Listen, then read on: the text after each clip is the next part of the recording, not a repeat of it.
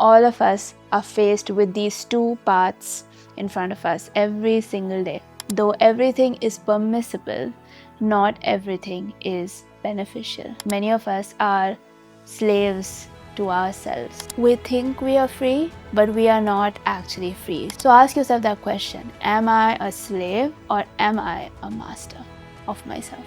But the only way out of it is if you choose to free yourself. Welcome back to a Life Under Construction podcast. I'm your host, Rhoda Daniel, and I'm extremely grateful to have you join me on episode 5 of season 3 of this podcast. If this is your first time here, let me introduce you to this season. This season is titled Sculpted because I believe that all of us are being sculpted through our experiences, through the people around us, but most importantly, by the choices we are making every single day. I believe that the chisel is in our hands, so let's get sculpted.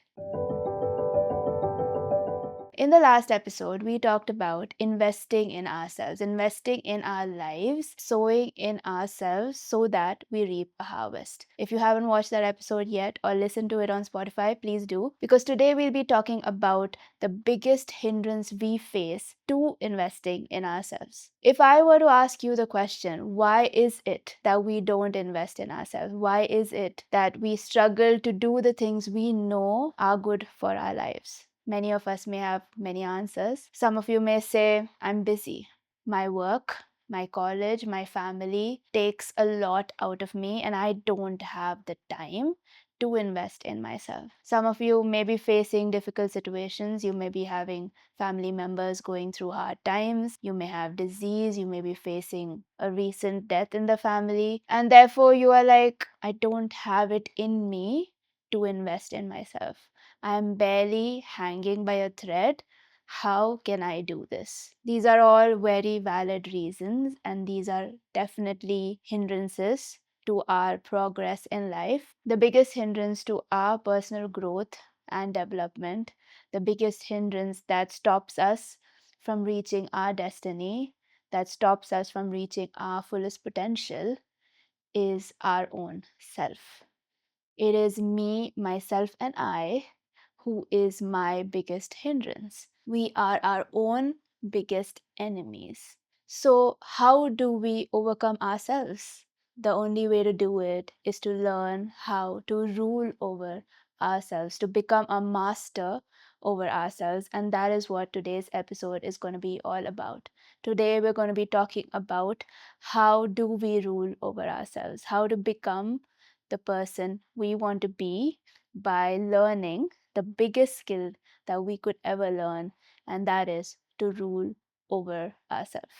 All of us, every single day, are faced with multiple choices, multiple decisions. We have to choose this versus that. We have to choose, what am I going to do at the end of a hard day? Am I going to study or am I going to turn on Netflix?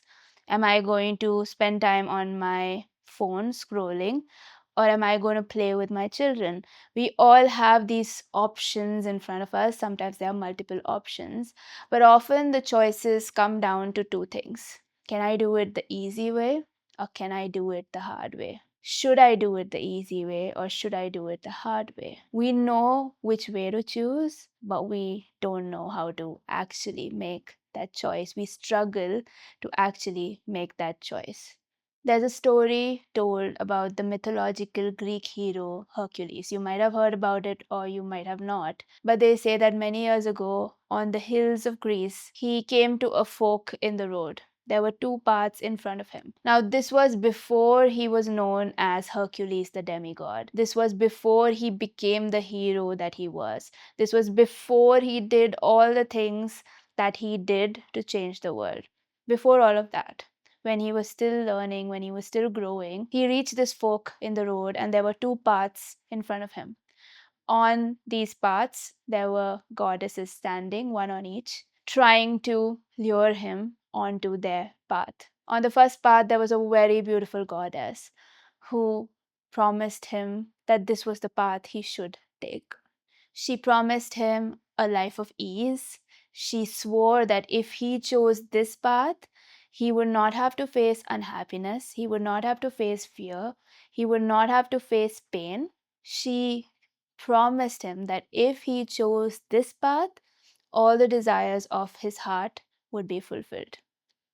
That's a good path to go on if I was faced with a choice like that, where I didn't have to face unhappiness, didn't have to face pain, didn't have to face fear. If all the desires of my heart could be fulfilled, I would want to go on that path. But there was this second path where there stood a sterner goddess. Now, she didn't promise a life of ease. She didn't promise results. She didn't promise rewards except those that come out of hard work. She, in fact, told him that if he chose this path, it would be a hard and long journey. There would be a lot of scary moments. There would be a lot of sacrifice required of him. It doesn't sound really good, does it? But she did mention that this was a path, this was a journey that was fit for a god, because if he went on this path, he would become the person that he was created to be. Two choices: the easy way or the hard way, vice versus virtue,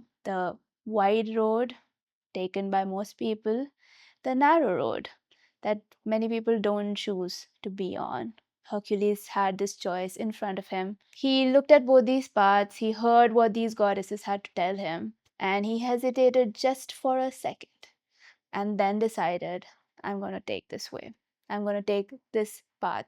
Not because he wanted suffering, no one wants suffering, but because he knew that if he wanted to become the person he was created to be, he was meant to be, then this is the path that made the most sense. This is the path that would lead him there. Now, this is just a story. This is a mythological story. And you might be wondering, why am I talking about this? That's a story. Well, it applies to all of us. All of us are faced with these two paths in front of us every single day. There's the easy path, easy choices, the choices that give us current pleasure or current happiness or current peace, or the hard path, the path that we usually try to avoid. We don't want to be on this path. We don't want suffering. We don't want pain. We don't want to sacrifice. We don't want to do something that is hard. We want the easy way. But if we want to be on that path that leads us to our destiny, there's no other way. This is the only path that we can choose. And we know it. We know that anything worth it is hard work, is going to be hard. We know that if we have to reach the summit of Mount Everest, we have to climb the mountain. It's hard. It's not going to be easy. So why don't we make that choice? It's a question we need to ask ourselves. When we know this is the right way to go, why are we not choosing it? Now, all of us do have free will. We have a choice to choose this path as well. Nobody's forcing us, especially as adults. We can decide whatever way we want to go. But though everything is allowed, though everything is permissible, not everything is beneficial. Let me say that again. Though everything is permissible, not everything is beneficial. I was having this conversation just recently with a friend of mine where we were talking about how in our 20s there were certain things that we could not do because we didn't have access to it, because we didn't have money. We didn't go to certain places, we didn't have certain experiences because we couldn't. But now, when we're in our 30s, we have the money, we have the resources, we're still not choosing to do those things. Why? Because those things don't align with the life that we want. We do know some people who are still doing those things. That's their choice. But when we know our lives and we know what we want to do with our lives, we realize that even though we could do those things, we don't want to. It's not aligning with what we want to do. Everything is permissible, but not everything is beneficial. We all need to make that choice. We all have the ability to make that choice. But I've realized often that many of us are slaves to ourselves, to our own selves. We think we have the freedom, but we're actually slaves. I've seen this often on bikes or on Instagram bios where people say, my life, my rules. And it sounds good. We don't want to be dictated by society. We don't want to be compelled by our parents. We don't want to do the things that everyone else is doing. We want to be unique. It's my life, my rules. I'm going to live the way I want. But I've often wondered how many of those people are actually free. Are they truly free? Maybe they're free from societal pressure because they're choosing not to listen to it. But are they free from their own shortcomings? Are they free from their own desires? Are they free from their own cravings? Are they free from their own emotions? Unfortunately, I think many of us are not free from our own selves. We are driven by whatever we feel, we are driven by whatever we want, especially if we want it now. We are driven by our baser self, and we don't know how to control our own selves. If we feel angry, we show that anger to everyone around us. If we feel sad, we run to the nearest thing that gives us that comfort, whether it is a substance, whether it is a person, whether it is a material thing. We run to that because we don't want to feel sad anymore. If we love someone, we'll do anything to ensure that they feel loved. We'll do anything for that person. But the minute we don't feel that love, the day we wake up and don't feel that love, we stop giving that love. We cut off that person from our lives. We don't want them in our lives anymore.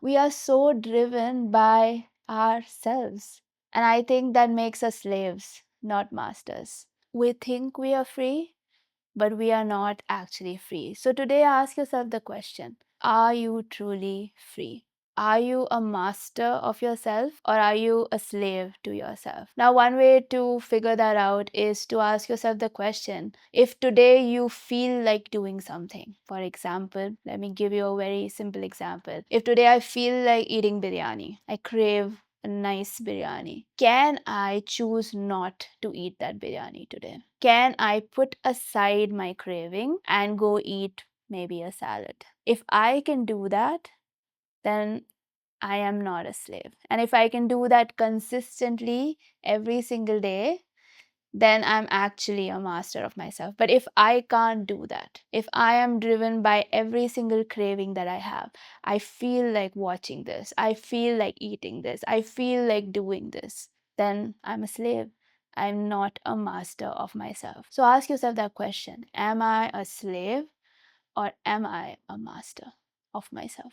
The good news is that even if you feel that maybe I didn't realize it, but I am a slave to my desires, I am a slave to my emotions, I am a slave to my own shortcomings, you don't have to stay there. There is a way out of it, but the only way out of it is if you choose to free yourself. There is no knight in shining armor that's coming to save you from yourself. I wish there was. It would make things easier. Somebody comes up and saves us. That's a good story, but that's not reality. So we have to save ourselves. We have to be our own heroes. We have to be the hero of our own story. And it's time that we are. So, how do we rule over ourselves? How do we make these choices that are not driven by our desires, our cravings, our shortcomings? There is scope, there is ability to start restraining ourselves, to start exercising self control, to start saying no to things that we know are not good for us, to start building certain good habits into our lives, regardless of how we're feeling that day. We can learn to set boundaries, we can learn how to say no to temptation or distraction. We can learn how to keep our emotions in check. We can learn how to accept and deal with any kind of situation that comes our way. We can. And that's going to be what we're going to talk about now: is how do we do that? How do we make those choices? The first thing to do, if you have chosen today to rule over yourself, is to do the right thing regardless of how you feel. Our feelings, our emotions are liars. How we feel is often not equivalent to our reality. Sometimes it's an indicator of our reality, but it's not reality. I can feel a certain way and it won't match what's actually happening in my life. I can face certain things in my life and I can choose to feel a completely different way. Let me explain.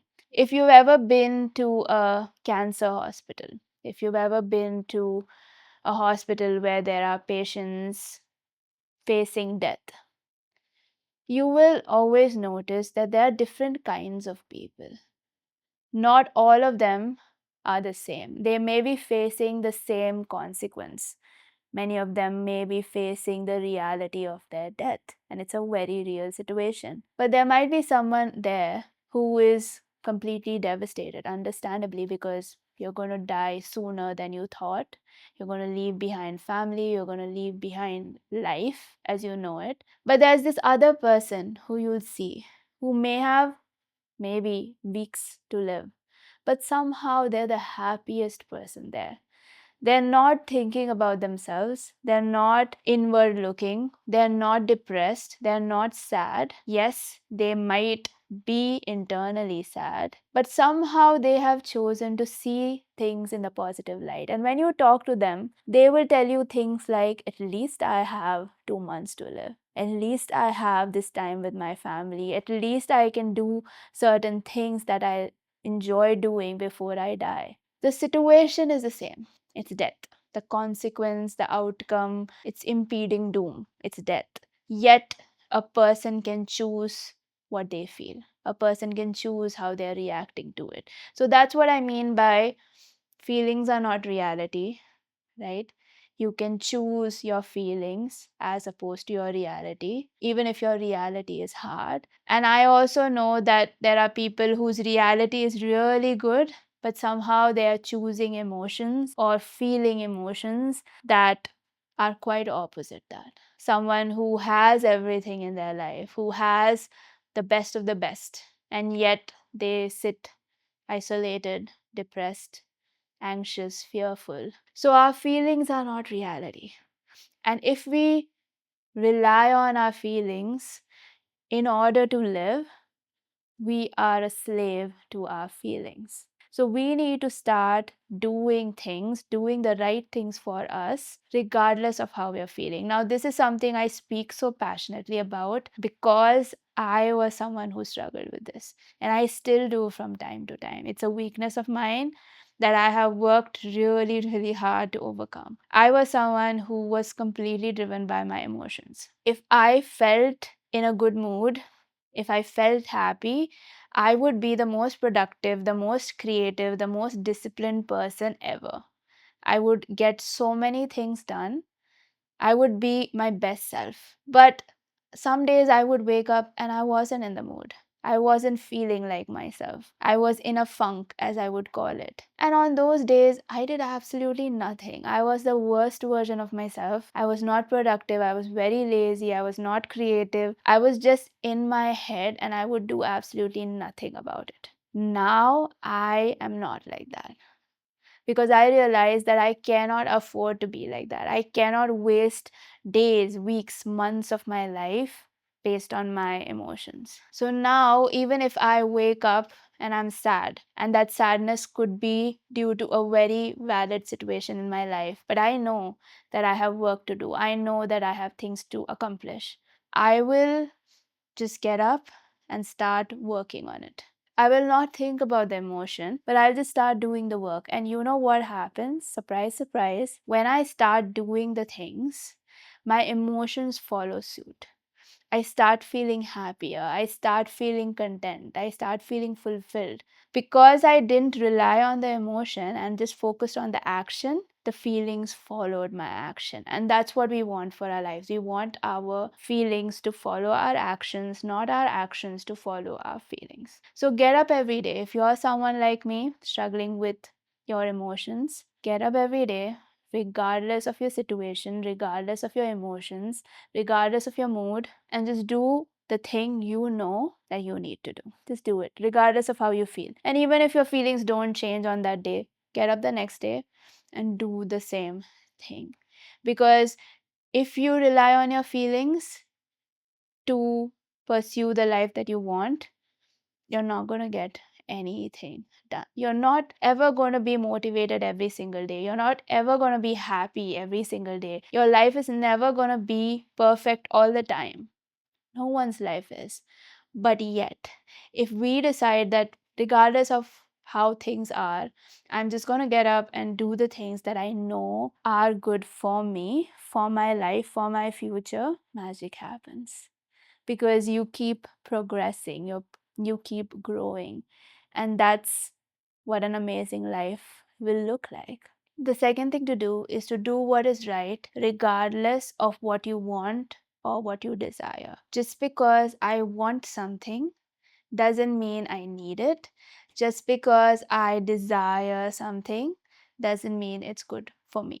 Now, there is a certain level of vision that you need to have for your life to practice this, because you need to know what is it that is good for your life. I personally believe that most of us know what is right. We just don't do it. But I also know that some of us may still not be sure of how we want our life to be, what is good for us and what isn't good for us. So if you're someone who is still figuring out what is good for you, then I would suggest that you take the time to sit with yourself, sit alone, and write down the vision for your life. Write down who is it that you want to be, not what you want to achieve, not what you want to do, but who you want to be as a person. What are the qualities you want to have? Stephen Covey gives this very nice exercise in his book where he talks about imagine what you want people to say at your funeral.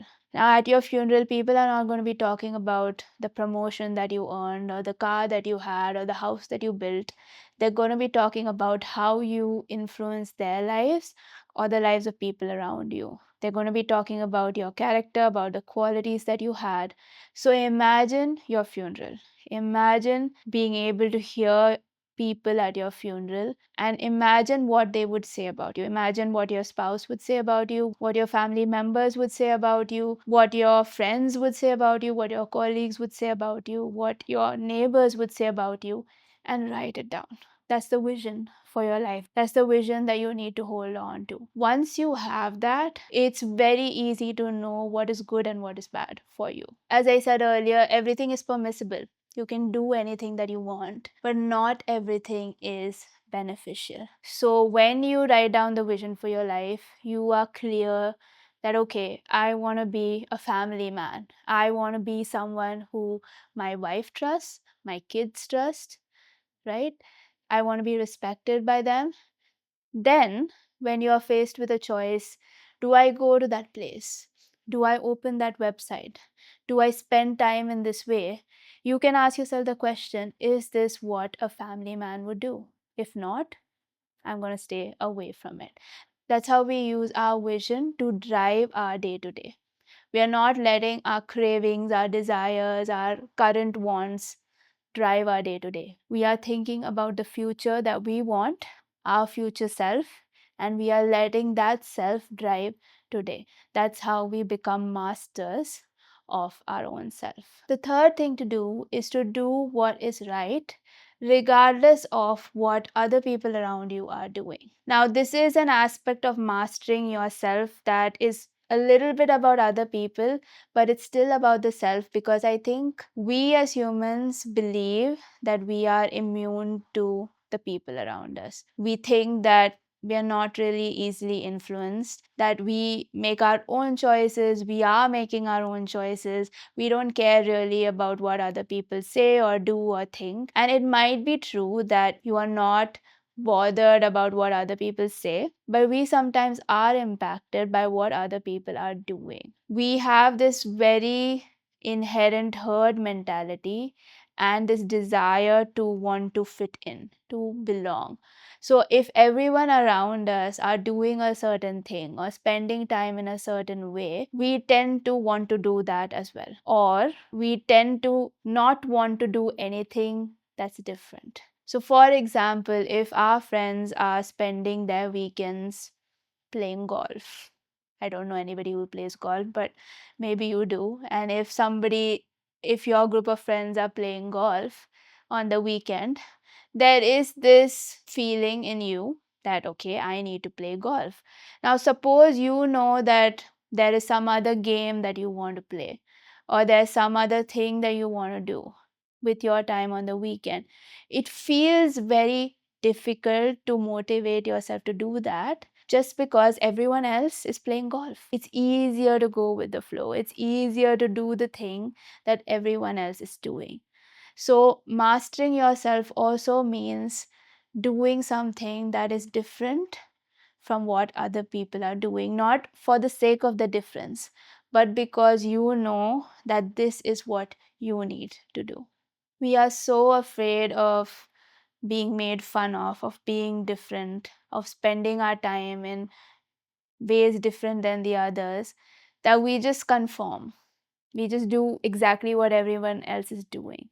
Let's not do that. Let's be different. Let's be unique. Let's be fine, even if people think we are weird. I have spent many years of my life being that weird person who does something very different than what other people are doing. Maybe at some point it did affect me, it did impact me. I felt like, why am I the only one different?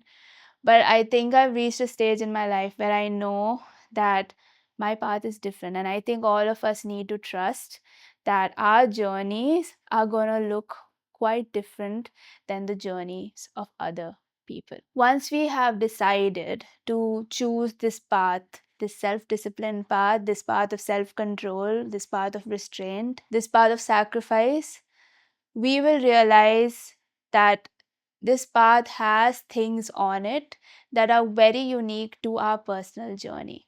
The obstacles that we face, the sacrifices that we need to make, the people that we meet, the experience that we have are tailor made for us, tailor made to sculpt us into the person that we were meant to be. And that is why it's no use looking to your left or looking to your right and comparing journeys.